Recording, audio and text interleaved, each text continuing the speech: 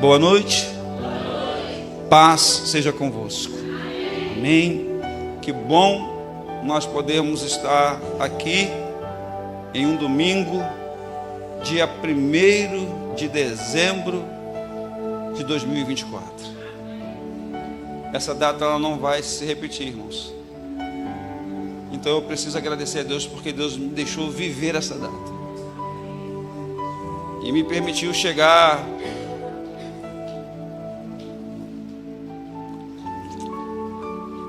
a esse momento da última ceia desse ano.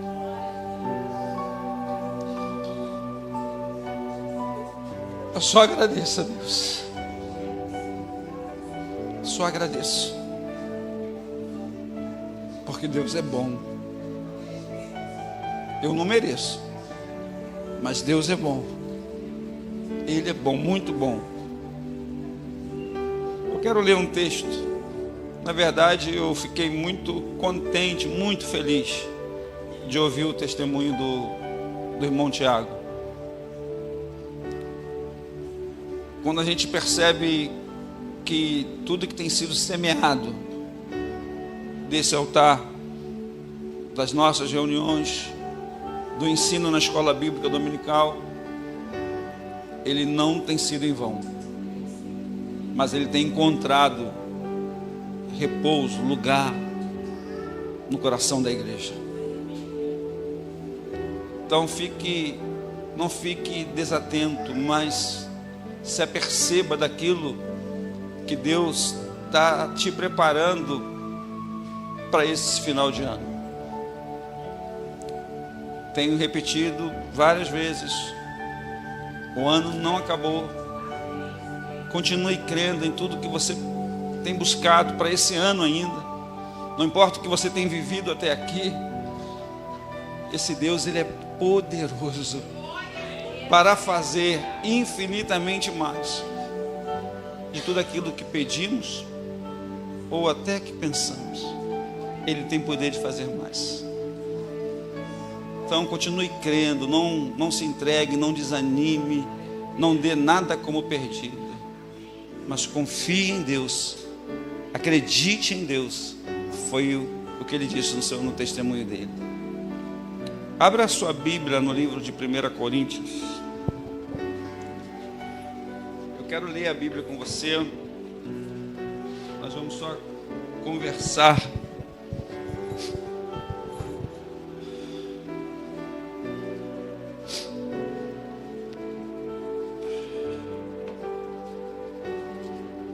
Primeira Coríntios 11.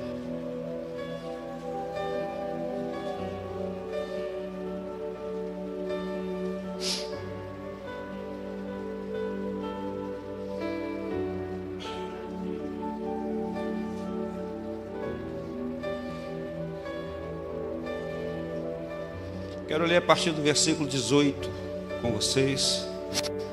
1 Coríntios 11, versículo 18.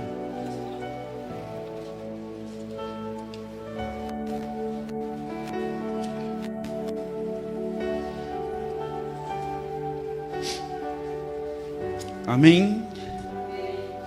Quem encontrou diz amém. Quem não encontrou diz socorro. 1 Coríntios 11, versículo 18, diz assim: porque antes de tudo, estou informado de que quando se reúnem na igreja, existem divisões entre vocês.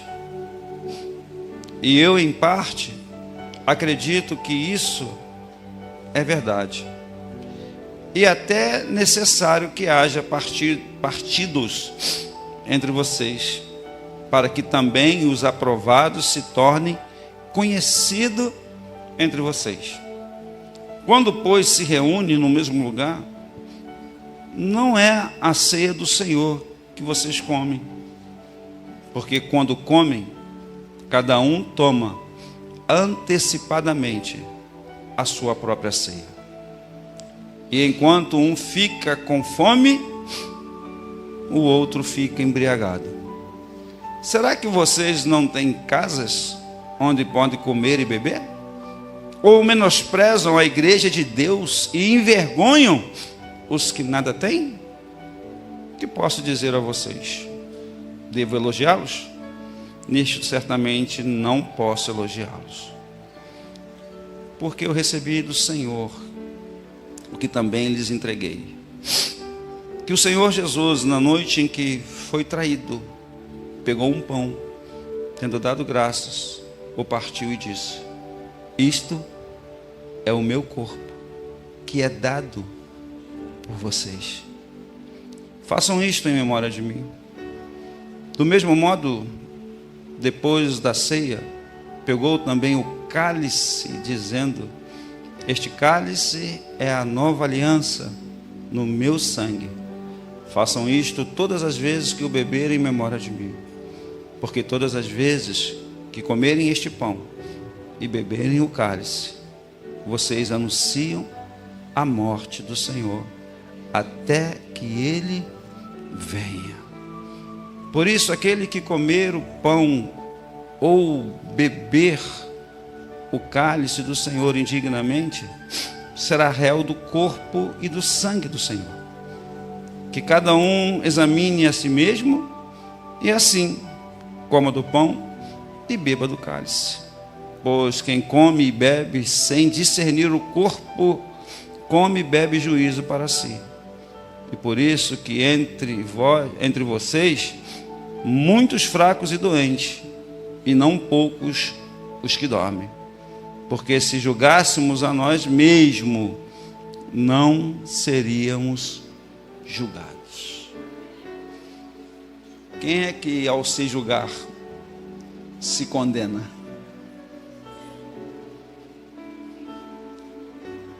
Podemos sentar em nome de Jesus.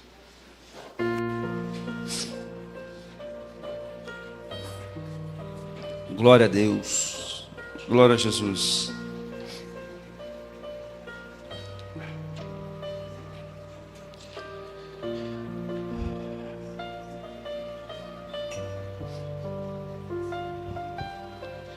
Eu sei que você já leu diversas vezes, é um texto que nós lemos em todas as ceias.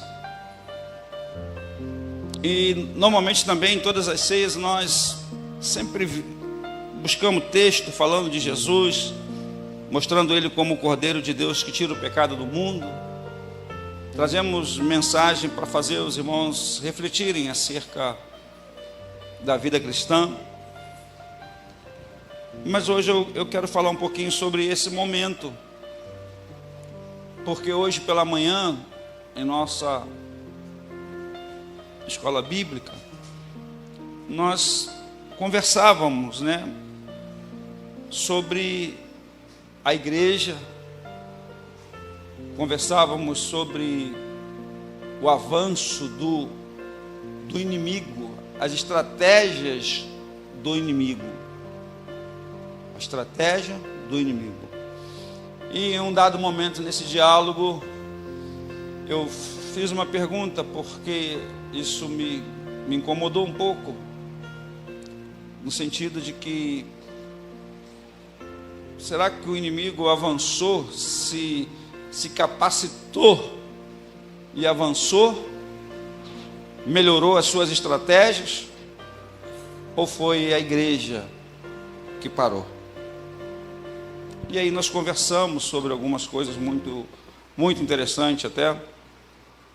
Mas dentre essas coisas, eu acredito que há um consenso de que a igreja, ela não tem caminhado como precisaria caminhar. A igreja não tem avançado como ela precisaria avançar. E se você está em uma batalha, se você se encontra em uma guerra, se você não avança, se você fica estagnado, fica na mesma posição, certamente o inimigo vai avançar. Então, quando a igreja ela não avança, o inimigo avança. Então, eu não creio que ele tenha estratégias mais do que a igreja. Eu não creio que ele esteja na frente da capacidade da igreja. Mas a realidade é que a igreja tem olhado para essa circunstância e tem cruzado os braços. E aí começamos a conversar também sobre o porquê disso. E dentre algumas citações está a questão da igreja perder a sua identidade. Da igreja perder os seus conceitos, preceitos. Da igreja negociar com coisas que não podiam ser negociadas. Porque a Bíblia ela é cheia de princípios estabelecidos por Deus para que nós simplesmente cumpramos isso. Hoje estamos diante da mesa do Senhor, é o último culto desse ano de ceia. E a ceia ela foi feita com um projeto, com um propósito da parte de Deus. A ceia ela não é algo humano, não foi o homem que deliberadamente criou a ceia. Não, a ceia é uma instituição divina. Deus estabeleceu ela. E agora nós, na leitura desse texto, nós estamos encontrando Paulo, que não foi um dos discípulos de Jesus, que não viveu aquele tempo em que Jesus caminhava, ele não caminhou com Jesus, mas que ele teve uma experiência muito grande com o Senhor, e ele se tornou um discípulo dele. E nesse texto, pela primeira vez depois da morte e ressurreição do Senhor, se fala na ceia. Não que ela não estava sendo praticada, mas na igreja de Coríntio é que Paulo vem falar a respeito dela. Por quê? Porque as pessoas elas estavam se reunindo, e segundo o texto que nós lemos e que está escrito na sua Bíblia, eles não se reuniam para o bem, mas se reuniam para o mal. Porque não praticavam aquilo que Deus tinha estabelecido pela sua palavra. Deixaram de vivenciar isso. Talvez devido à descrença, talvez devido à falta de atitude de uma liderança, enfim. Mas Paulo encontra dentro desta igreja coisas que não poderiam estar acontecendo. Por quê? Porque a ceia, que era uma cerimônia estabelecida por Deus, ela virou simplesmente uma festa.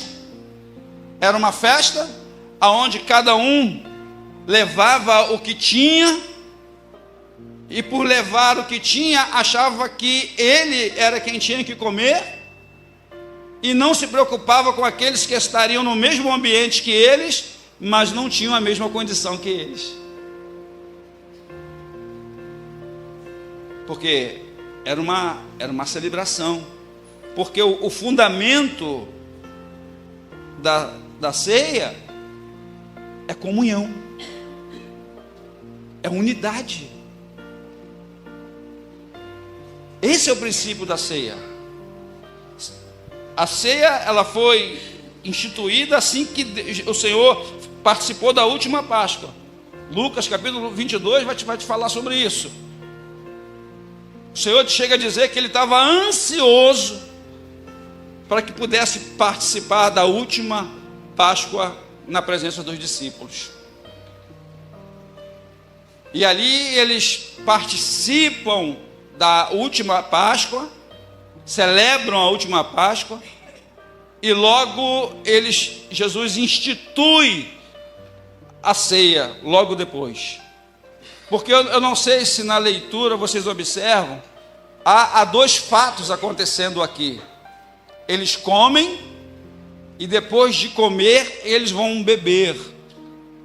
O comer era o comer a primeira ceia, o beber já fala da segunda. Já fala da segunda.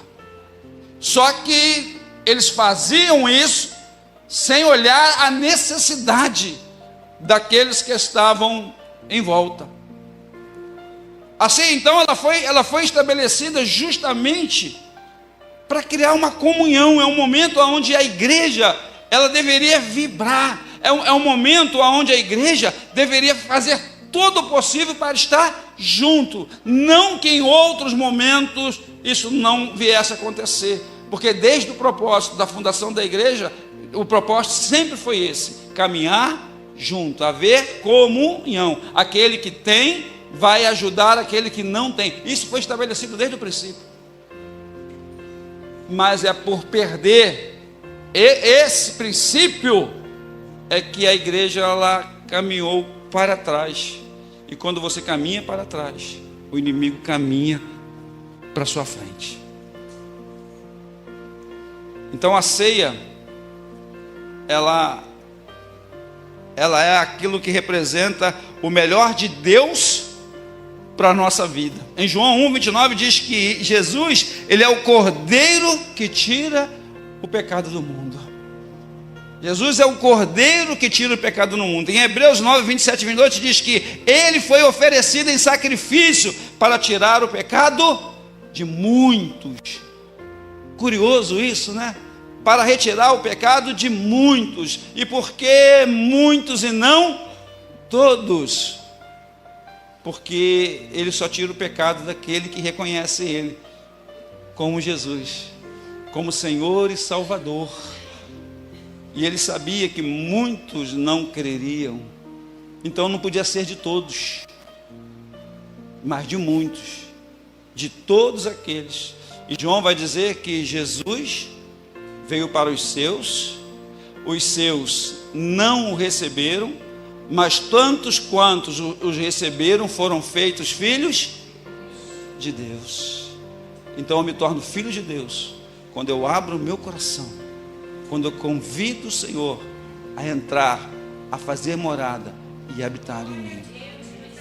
Eu preciso reconhecer isso, e aí eu me torno um filho de Deus. A ceia na Bíblia, irmãos, ela tem vários nomes, dentre eles ceia do Senhor, partir do pão, mesa do Senhor, cálice do Senhor, cálice sagrado. Mas tudo isso era se referindo à ceia do Senhor.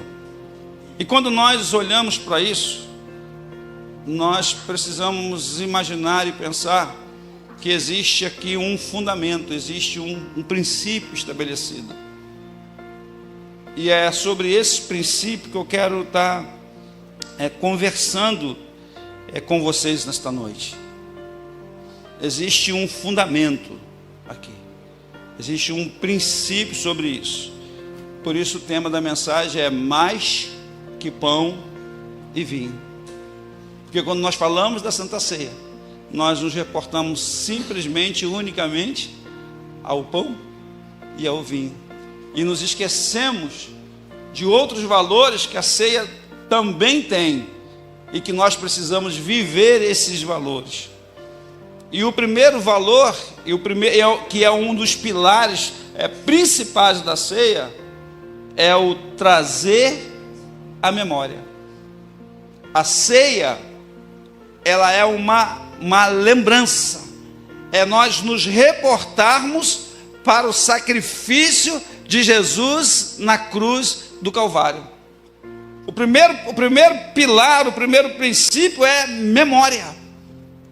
Trazer a sua lembrança, trazer a minha lembrança, trazer isso, não deixar que eu e você pudéssemos nos esquecer disso, porque ele vai dizer: façam isso em memória de mim. É em memória de qualquer coisa, é em memória de qualquer um? Não, mas é em memória dele. Nós precisamos trazer o Senhor em memória. Ele precisa estar na nossa mente, ele precisa estar no nosso coração, ele precisa estar no nosso ser. Porque se nós não fizermos isso, quantas coisas têm ocupado a sua mente, quantas coisas têm ocupado o seu coração. Quantas coisas, o irmão, no testemunho dele, falou sobre isso. O trabalho, o cansaço, o emprego, a família, as coisas que querem fazer, que querem comprar, que querem comer. Quantas coisas ocupam, mas a ceia, ela foi feita no primeiro momento para fazer com que eu e você, por alguns momentos, sequer nos reportemos aquilo que Deus fez por nós na cruz. Ao olhar para a ceia, eu disse aqui na penúltima ceia, que eu não precisaria nem subir ao altar e pregar, porque há uma mensagem só em olhar para ela. Alguém se sacrificou por alguém, alguém entregou a sua vida por alguém. Mas parece que muitos esquecem disso. E ele está dizendo, não se esqueça disso, mas façam isto em memória de mim. Em memória de mim.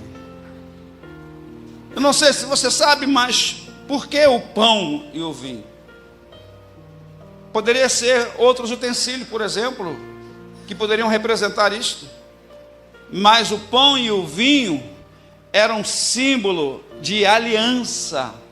Pão e vinho na Bíblia representa aliança. E quando a gente olha para isso, quem vai instituir isso não é o homem, mas é o próprio Deus, através de um sacerdote chamado Melquisedeque, que ele vai ao encontro de Abraão e lhe oferece o quê? Lhe entrega o quê? Pão e vinho. Ele foi fazer uma aliança. Abraão estava voltando da batalha, voltando da guerra, e Abraão vai na direção dele, e ele entrega isso para Abraão. E ali pela primeira vez Abraão vai entregar o dízimo.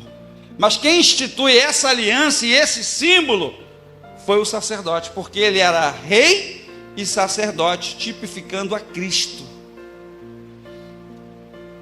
Então o pão e o vinho não foram tirados por qualquer situação, não. Era um símbolo, já havia um símbolo.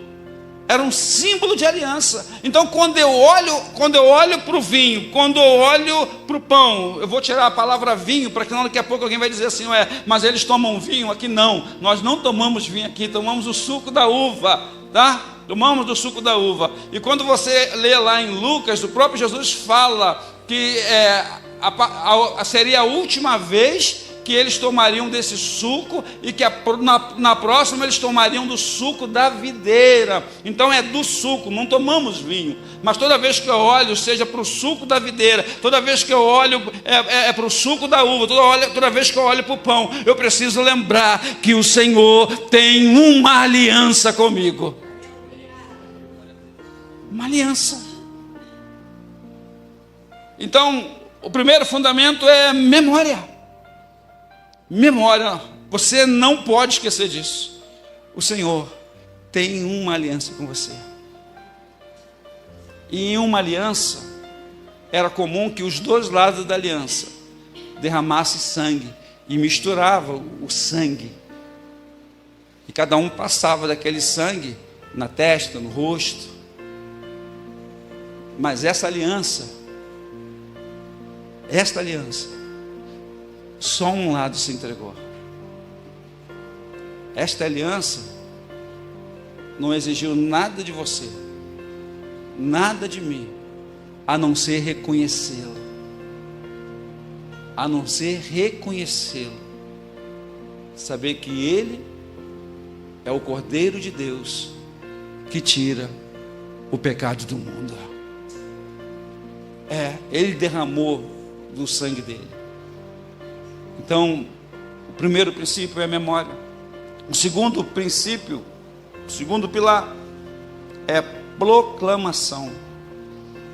Proclamação. 1 Coríntios 11, 26, que nós lemos, diz assim: porque sempre que comerem deste pão e beberem deste cálice, vocês anunciam a morte do Senhor até que Ele venha. proclamar que ele morreu, mas ele vai voltar. Ele vai voltar, é uma promessa. Ele vai voltar. Preciso proclamar que ele vai voltar. E vai voltar para quê? Para buscar a sua igreja, para encontrar a sua igreja nos ares. Ele vai voltar. Então o segundo pilar é proclamar. Quando você toma a ceia, você está anunciando, você está dizendo, você está firmando essa aliança. Você está dizendo: eu acredito que o Senhor está voltando, eu acredito que o Senhor vem me buscar. Eu acredito. Então é proclamar, é falar, é anunciar. Jesus está voltando. Até isso não se fala mais hoje. Até isso não se prega mais hoje. Poderia estar pregando uma mensagem para vocês de que esse ano Deus ainda vai fazer coisas maravilhosas, que o ano de 2025 Deus vai prosperar você, vai abrir portas para você, porque essa é a mensagem atual, essa é a mensagem que o povo quer ouvir.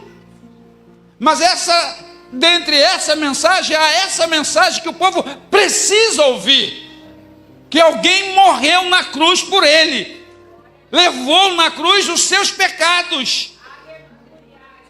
Alguém fez uma aliança com ele, e agora ele precisa receber essa aliança, viver essa aliança, participar dessa aliança e proclamar essa aliança.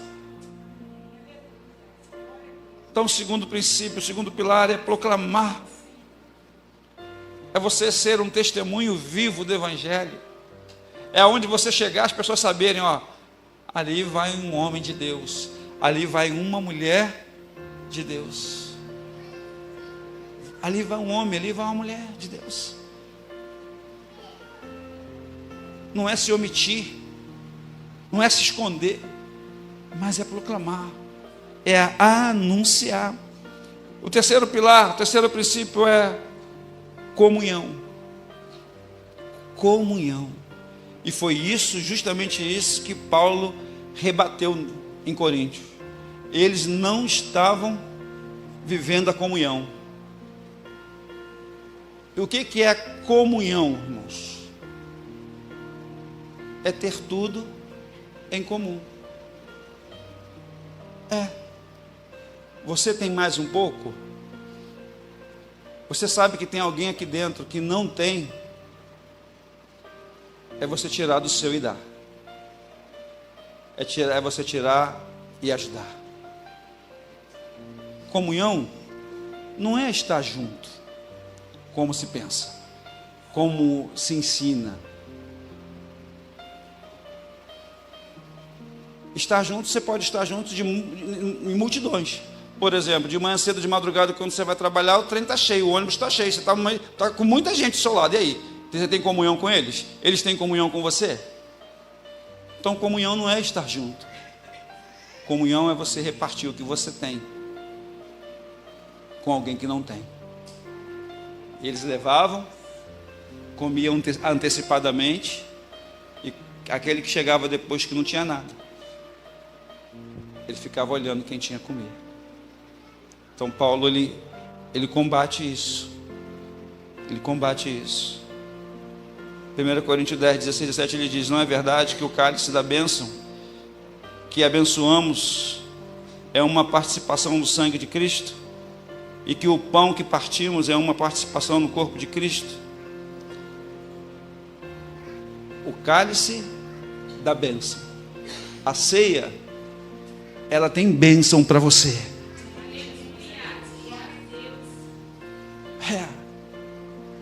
É um símbolo de bênção para você. Então o terceiro pilar é a comunhão. É o partir. É algo que a igreja precisa aprender isso. Sabe por quê? Porque a igreja não vive isso. O diabo copiou isso e está vivendo isso lá fora. Acontece alguma coisa lá fora, eles se juntam, se reúnem, vão lá e fazem. A igreja precisa de alguma coisa, você tem que pedir e implorar. Ó, não deveria ser assim, deveria ser o contrário, né? Tem alguém que está precisando de alguma coisa? Então você estava, porque a partir de agora você não vai estar mais, porque alguém vai te ajudar. Isso é a comunhão, irmãos. É o partilhar. É você dividir daquilo que Deus tem te dado. O quarto pilar é a aliança. O quarto pilar é a aliança. E ele vai dizer assim: este cálice é a nova aliança no meu sangue, derramado em favor de vocês. Ó, ele diz que o cálice, ele é símbolo, ele representa a nova aliança, representando o sangue que foi derramado em favor de nós. Ele está fazendo um favor a nós. Ele não precisava, mas ele quis fazer, porque através do derramamento do sangue há remissão de pecado. A remissão de pecado. Não é que eu e você deixamos de ser pecadores, mas nós nos tornamos pecadores, lavados e remidos no sangue do Cordeiro. Porque há alguém aqui entre nós nesta noite que não peca mais? Há alguém?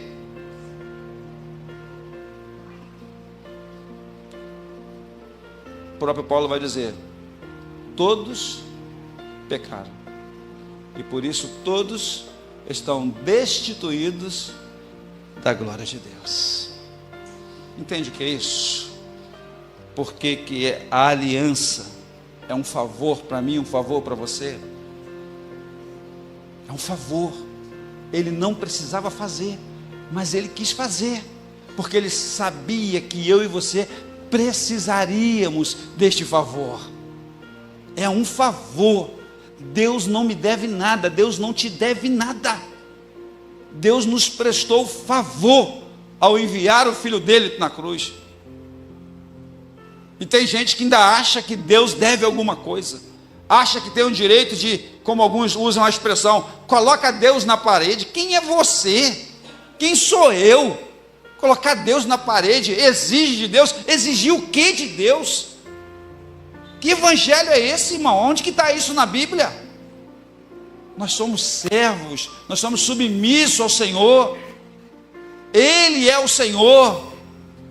Ele é o Senhor, nós somos servos dele. Estamos aqui para servir a Ele, para ser grato a Ele. Esse é o princípio que nós precisamos entender, irmãos. Os valores estão sendo invertidos e por isso o inimigo está ganhando campo. O quinto pilar, irmãos, é a esperança. Esperança. Quinto pilar, esperança. A ceia, ela aponta, e o próprio Senhor fala sobre isso, por um grande banquete. Um grande banquete com o Senhor. Eu lhes digo que de agora em diante não beberei destes frutos da videira, até aquele dia em que beberei o vinho novo com vocês no reino do meu Pai. Esperança de que um dia nós estaremos diante dele, na sua segunda vinda. Nós estaremos com ele para esse grande banquete. Esperança. Se nós dissemos que ele vai voltar, se nós dissemos que ele vai vir buscar a sua igreja, nós precisamos acreditar e esperar nisso. Precisamos acreditar e esperar nisso. Diante desses pilares, irmãos, nós precisamos entender que ao longo do tempo muitas coisas foram criadas e que não está na Bíblia. Muitas coisas foram faladas e ensinadas que não ajudou, não mudou ninguém. Porque a única coisa que transforma o homem é a palavra.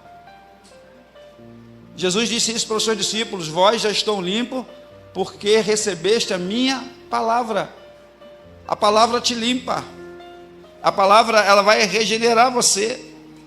Logo, se aquele que rejeita a ceia, ele está rejeitando a Cristo. E aí existe uma crendice de que porque você falhou, porque você cometeu alguma falha, porque você hoje pela manhã, quem sabe, se desentendeu com seu esposo, se desentendeu com seu pai, se desentendeu com seu marido, você não pode tomar ceia.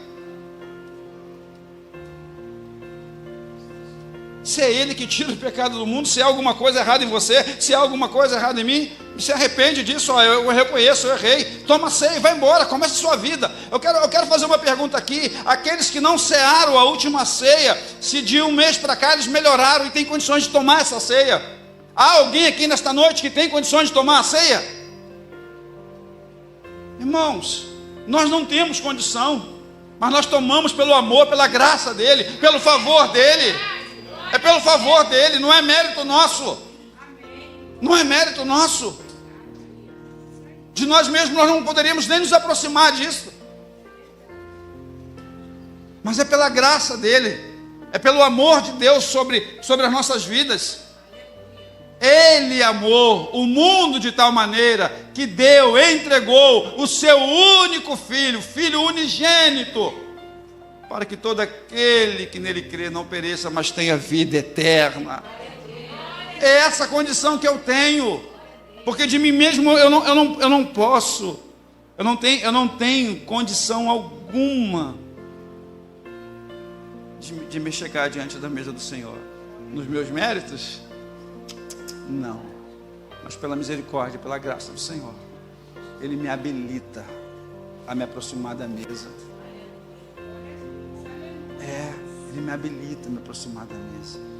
Agora Deus, Ele preparou a ceia para a igreja. Isso precisa ser dito. É a comunhão, a igreja e Cristo. A igreja e Cristo. A ceia, ela precisa ser olhada como algo que Deus fez, como algo que Deus criou, como um princípio estabelecido por Deus. Não é só comer pão e beber suco. Não quer dizer que ela vai se transformar em sangue e em carne. Não é isso. Mas é memorial. E não é também por ser memorial que também pode ser vista e feita de qualquer maneira. E nós vamos observar quando o texto vai dizer que nós não podemos tomar isso de uma maneira indigna. E aí eu quero falar para você que essa indignidade aqui é de verbo de modo. Indignidade é de verbo de modo. Qual é o modo, pastor? O modo no qual você olha para a ceia e enxerga ela. Tomar ela indignamente isso aí não é nada, isso é um pão, isso daí é o suco da uva, isso aí o pessoal que preparou e botou aí. É a maneira como você toma. Não está falando do indivíduo em si, não fala da condição do sujeito. Não, eu só tomo ceia se eu tiver de terno e de gravata, se eu não tiver feito nada de errado. Você não faz nada de errado hoje porque coisa é ceia e depois você pode fazer? Então, tomar indignamente é você não ter a consciência de como você está tomando, de o quanto representa para você esse momento, o quanto ele é importante na sua vida esse momento. Isso é o tomar indignamente. Não é uma condição do sujeito. Como você está? Você está sem pecado? Você está com pecado? A ceia não é um momento de julgamento entre aquele que pecou e o que não pecou, irmãos. Mas a ceia é um momento em que você se reporta em memória ao Senhor e agradece a Deus pelo sacrifício dele sobre a sua vida. Por isso você nesta noite é convidado a participar da ceia. mas olhar para a ceia de uma maneira diferente. Entender que o Senhor tem uma aliança com você. Entender que o Senhor te chamou para uma aliança, para viver de uma maneira que honre, que glorifique a Ele, proclame, proclamar, dar bom testemunho, anunciar. Que essa ceia, irmãos, que você vai tomar hoje, ela possa de alguma maneira mudar a sua concepção, mudar a sua maneira de proceder e de agir. Que você olhe para a mesa de uma maneira diferente, que você valorize na mesa o que o Senhor fez lá na cruz. Fique em pé no seu lugar. Glória a Jesus. Louvado seja o nome de Jesus.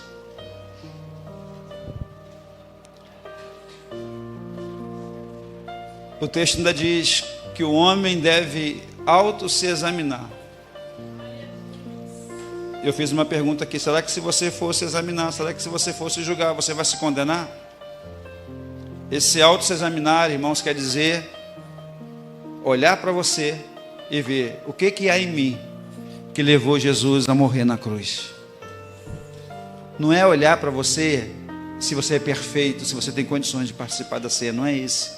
Esse examinar é o que há em mim que fez com que Jesus morresse na cruz no meu lugar. Isso é o autoexaminar. É você reconhecer aquilo que está na sua vida que te atrapalha, aquilo que está na sua vida que você precisa melhorar, mudar. Eu sei que muitas das vezes muitos apontam o dedo para você. Eles apontam para mim, não vai apontar para você. Não que eu seja diferente ou melhor que você.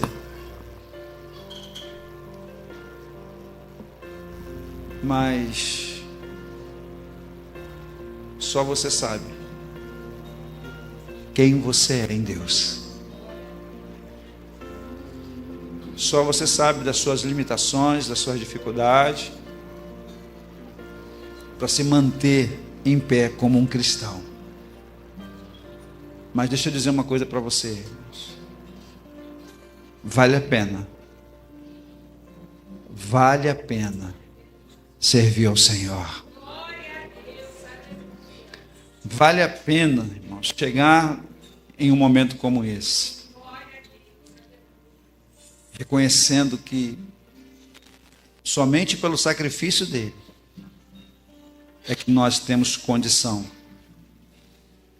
de estender a mão e nos apropriar do pão e do suco.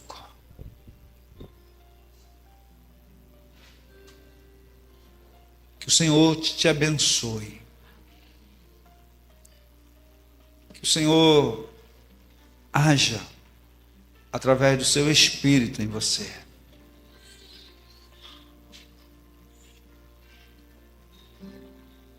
Que o Senhor trabalhe na sua alma. Fale ao seu espírito, porque é a maneira como ele se comunica com o homem. É no espírito do homem. Que o Senhor fale ao seu espírito. Que você